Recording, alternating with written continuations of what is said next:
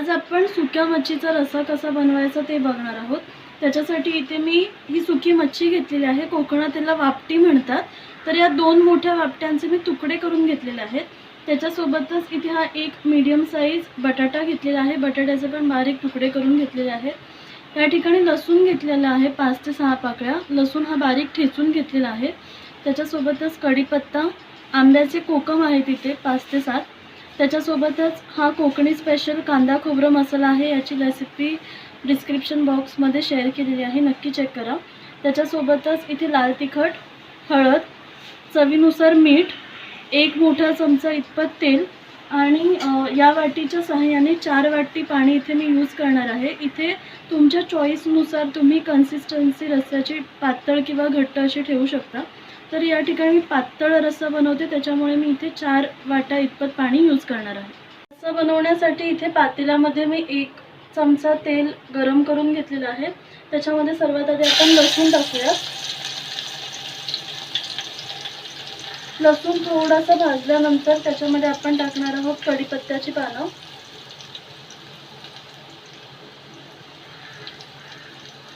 त्याच्यामध्ये आता आपण हे जे आंब्याचं कोकम आहे ते टाकूया, मिक्स करून घेऊयात। आता लसूण आपला थोडासा गुलाबीसर झालेला आहे, तर त्याच्यावरती आपण हे लाल तिखट टाकूया।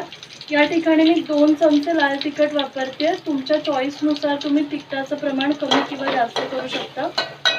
थोडंसं मिक्स करून घेऊयात।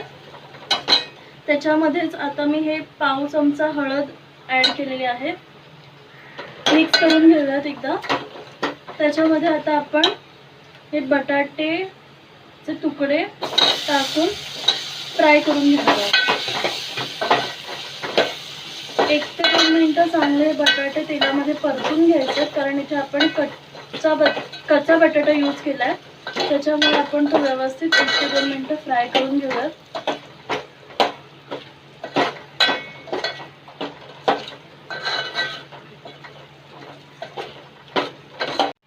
आता 1 ते 2 मिनिटं बटाटा मी चांगल्या तेलामध्ये परतून घेतलेला आहे।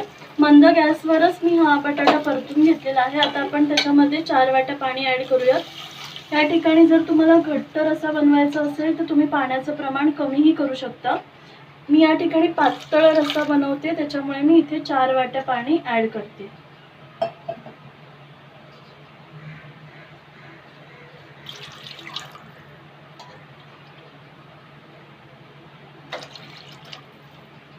आता आपलं 4 वाट्या पाणी ॲड करून झालेलं आहे।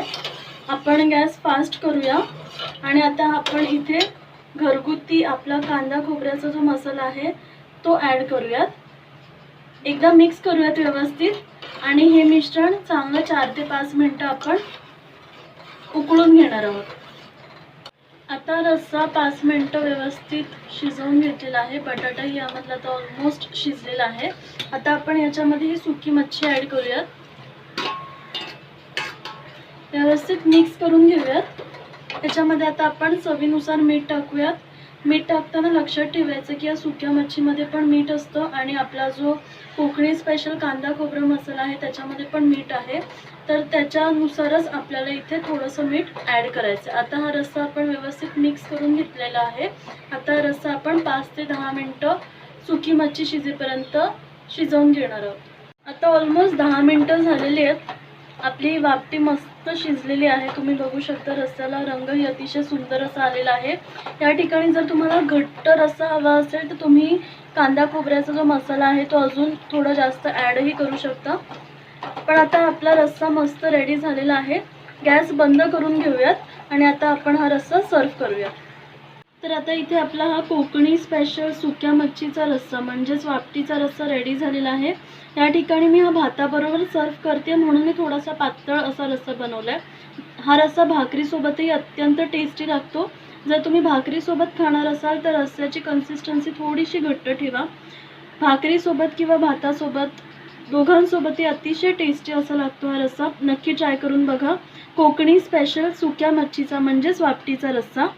रेसिपी आवडली असेल तर लाईक करा, शेअर करा, चॅनलला सबस्क्राईब करा। धन्यवाद।